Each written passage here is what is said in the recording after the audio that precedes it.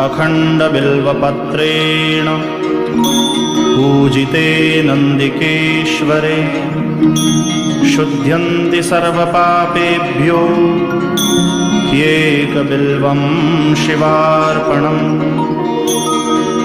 शालिग्रामशिलामेकां विप्राणां जातु अर्पयेत् सोमयज्ञमहापुण्यम् एकबिल्वं शिवार्पणम्।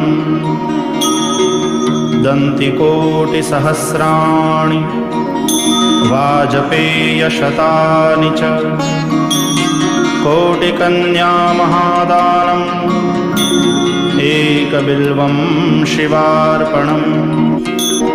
लक्ष्म्याः स्तनत उत्पन्नं महादेवस्य च प्रियम्